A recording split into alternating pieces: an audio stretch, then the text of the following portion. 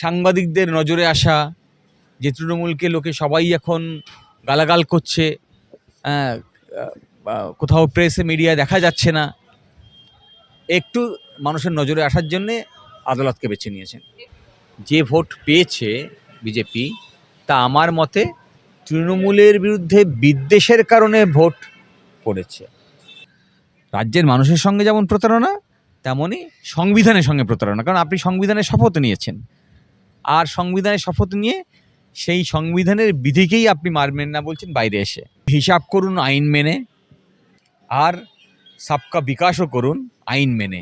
তাহলে যারা ইংরেজদের সাথ দিয়েছিল স্বাধীনতার লড়াইয়ে, তারা সেই লড়াইয়ের মধ্যে দিয়ে যে সংবিধান আমরা পেয়েছি, যে সংবিধান আমাকে সেই অধিকারের স্বীকৃতি দিয়েছে, তারা সেই যদি অধিকার কেড়ে নেওয়ার কথা বলে, তাহলে তাদেরকে আমরা সংবিধানের মধ্যে দিয়ে বুঝিয়ে দেব যে আপনার ক্ষমতা বেশি না সংবিধানের ক্ষমতা বেশি। যদি সংবিধানের ক্ষমতা বেশি হয়, তাহলে আপনাকে ভর্ৎস করতে সময় লাগবে না আমাদের। তিনি কেন এসছেন তার কারণ আমিও খুঁজে পাইনি। কারণ তৃণমূলের, আমি এর আগেও বলেছি, সুপ্রিম কোর্ট বলুন, হাইকোর্ট বলুন, সব জায়গাতেই প্রচুর আইনজীবী তাদের দলের আছে। মমতা ব্যানার্জি রাজনীতিবিদ, তিনি কখনো সেই অর্থে আইনের প্র্যাকটিস করেননি।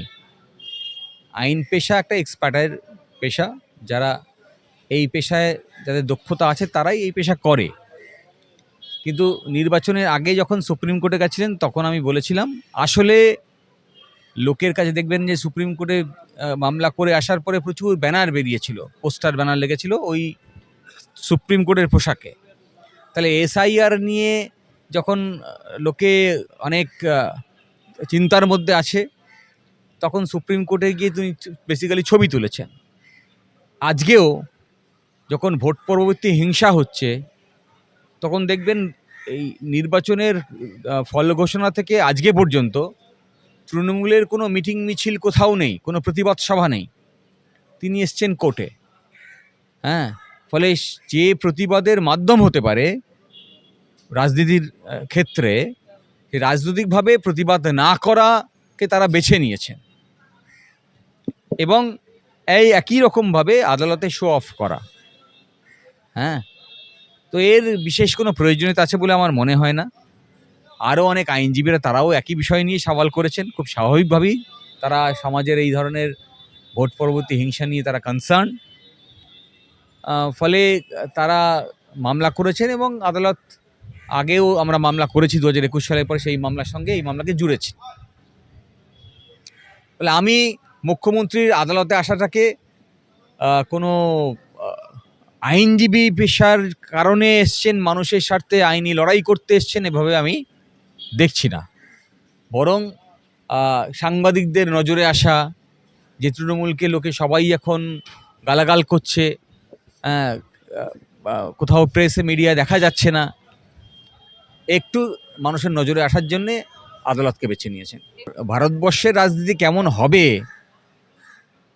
তা ভারতবর্ষের সংবিধান, তার একটা ডিরেকশন আছে। কিন্তু দুর্ভাগ্যের, এটা ভারতবর্ষে যারা এখন রাজনীতি করেন বা রাজনৈতিক ক্ষমতায় থেকেছেন বা আছেন, তারা এই সংবিধানের যে নির্দেশিকা তাকে ফলো না করে চটকদারির রাজনীতি করেন। এই চটকদারির যে রাজনীতির নতুন প্রথা শুরু হয়েছে, এটাকে আমি অন্তত কোনো রাজনীতি বলি না। নির্বাচনী রাজনীতির ক্ষেত্রে কিছু স্ট্র্যাটেজি গ্রহণ করে কিছু কিছু দল, মানুষের কাছে পৌঁছানোর জন্যে, মানুষের দৃষ্টি আকর্ষণের জন্যে, সেগুলো কখনো রাজনীতির লক্ষ্য হতে পারে না। আমাদের সংবিধান বলে কি? আমাদের সংবিধান আসলে মানুষের মধ্যে অর্থনৈতিক বৈষম্য, সামাজিক বৈষম্য আছে, সেগুলোকে দূর করার কথা বলে। সেটাই আসল রাজনীতি সংবিধানের। সেই রাজনীতি লড়াই করার মতো রাজনীতি দল নেই বললেই চলে। বামপন্থীরা রাস্তায় আছে, তারা লড়ছে।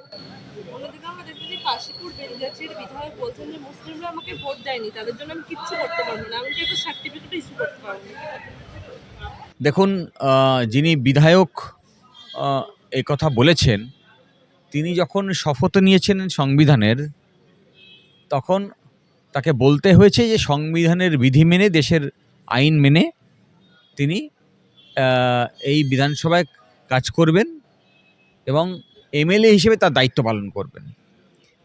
আমার সংবিধান বলেছেন যে প্রতিটি ধর্মের মানুষের তাদের ধর্ম করার অধিকার যেমন আছে, তেমনি ধর্মের ভিত্তিতে কাউকে বৈষম্য করা যাবে না।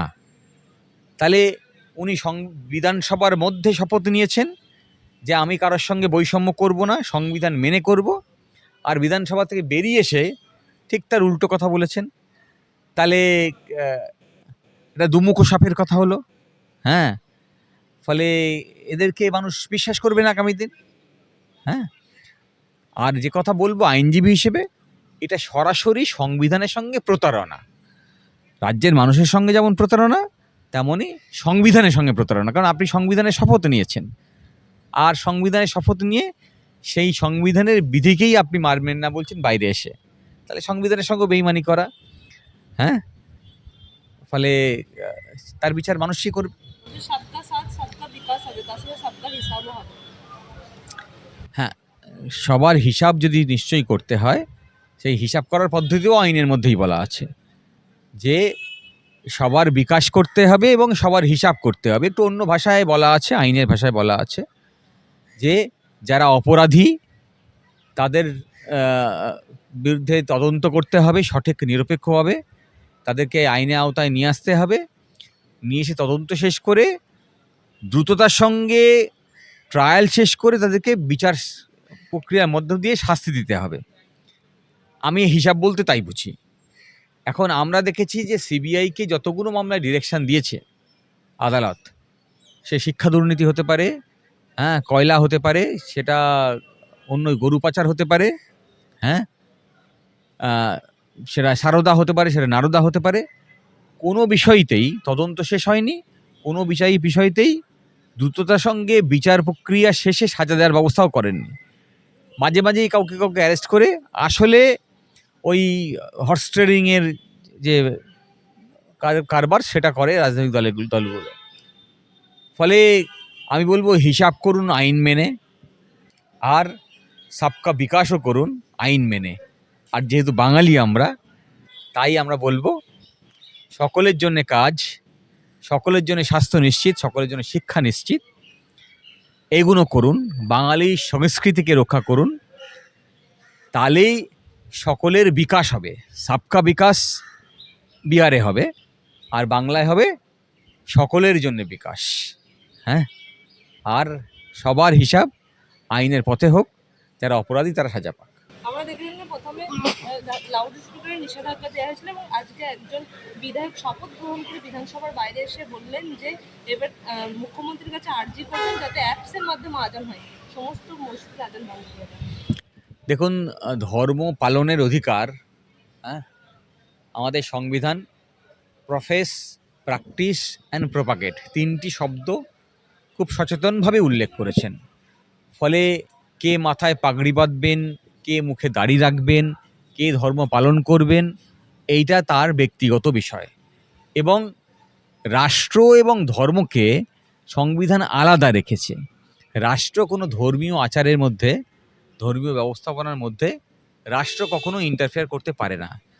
মুসলিমরা আজান দেয়, আসলে আজান দেওয়ার অর্থ হচ্ছে নামাজের জন্য আহ্বান করা। তাহলে এইটা তার ধর্মচারণের একটা অংশ, এসেনশিয়াল পার্ট। তাহলে সেই অধিকার দিয়েছে সংবিধান, আর যে অধিকার সংবিধান দিয়েছে সেই অধিকার আদায় করে দিয়েছে কারা? সেই অধিকার আদায় করে দিয়েছে সূর্য সেন, ভগৎ সিং, নেতাজি সুভাষ, মহাত্মা গান্ধী, ক্ষুদিরাম, মাতঙ্গিনী হাজরা, পিতলিতা ওয়াদ্দেদার, এরা। তাহলে আর এই অধিকার আনতে গিয়ে যাদের সঙ্গে লড়াই করতে হয়েছিল ইংরেজদের পাশাপাশি, তারা হচ্ছে আরএসএসের কর্মী, যারা ইংরেজদের সাথ দিয়েছিল। তাহলে যারা ইংরেজদের সাথ দিয়েছিল স্বাধীনতার লড়াইয়ে, তারা সেই লড়াইয়ের মধ্যে দিয়ে যে সংবিধান আমরা পেয়েছি, যে সংবিধান আমাকে সেই অধিকারের স্বীকৃতি দিয়েছে, তারা সেই যদি অধিকার কেড়ে নেওয়ার কথা বলে, তাহলে তাদেরকে আমরা সংবিধানের মধ্যে দিয়ে বুঝিয়ে দেব যে আপনার ক্ষমতা বেশি না সংবিধানের ক্ষমতা বেশি। যদি সংবিধানের ক্ষমতা বেশি হয়, তাহলে আপনাকে ভরসা করতে সময় লাগবে না আমাদের। দেখুন, ওরা মানুষকে ভয় দেখানোর চেষ্টা করছে। ওদের তো কোথাও সংগঠন নেই। যে ভোট পেয়েছে বিজেপি, তা আমার মতে তৃণমূলের বিরুদ্ধে বিদ্বেষের কারণে ভোট পড়েছে এবং তারা কেন্দ্রের শাসনে ছিল, ফলে তার একটা সুবিধাও তারা অর্জন করেছে। নির্বাচন কমিশনও, আমি শুরু থেকে বলছি, নির্বাচন কমিশন কোথাও গিয়ে চক্রান্ত করে একটা বড় অংশের মানুষের ভোটাধিকার কেড়ে নিয়েছে, যেখানে প্রতিটি নাগরিকের ভোটাধিকার নিশ্চিত করার দায়িত্ব ছিল, সাংবিধানিক দায়িত্ব ছিল নির্বাচন কমিশনের। এবং বিভিন্নভাবে নির্বাচন কমিশন বিজেপির পক্ষে ভোট নিয়ে আসার চেষ্টা করেছে, এটা আমার ব্যক্তিগত অভিমত। ফলে এই অ্যান্টি ইনকামবেন্সির যে ফলে ভোট পেয়েছে, সেই ভোটকে ধরে রাখতে গেলে সংগঠন করতে হবে, মানুষের সমর্থন তৈরি করতে হবে তার দলের পক্ষে। তাহলে সেই দলের পক্ষে নিয়ে আসার জন্য আবার ওই ডিভিসিভ পলিটিক্স ওরা ইন্ট্রোডিউস করার চেষ্টা করছে, যেটা ওদের চিরাচরিত। তাই কিভাবে দুটো ধর্মের মধ্যে বিভেদ তৈরি করা যায়, তার জন্যেই এই ধরনের প্রচেষ্টা। সেই জন্যই টার্গেট করা হচ্ছে মসজিদ, সেই জন্যই টার্গেট করা হচ্ছে রাস্তায় নামাজ বন্ধ করো, সেই জন্য টার্গেট করা হচ্ছে কিভাবে মুসলিম এলাকায় গরিব মানুষের উপর আঘাত করা যায়, যারা ব্যবসা করছে তাদের উপর আঘাত করা যায়। তাহলে মুসলিমদের উপরে আঘাতের মধ্যে দিয়ে তারা চেষ্টা করছে যে এরা যদি রিয়্যাক্ট করে, তার একটা প্রভাব, তার একটা ফল নিজেদের পক্ষে নিয়ে আসবে। এই রাজনীতি বাংলার মানুষ কখনো গ্রহণ করেনি। 92 সালে যখন বাবরি মসজিদ ভেঙেছে, সারা ভারতবর্ষ যখন উত্তাল, তখন বাংলার মানুষ দেখিয়েছে হিন্দু, মুসলিম, খ্রিশ্চান তারা কিভাবে সম্প্রীতির সঙ্গে একসঙ্গে বাস করতে পারে। সেই বাংলায় এসে বিজেপি অ্যান্টি ইনকামবেন্সি সুযোগ নিয়ে ক্ষমতায় এসে যদি ডিভিশনের রাজনীতি তৈরি করার চেষ্টা করে, তা সফল হবে না।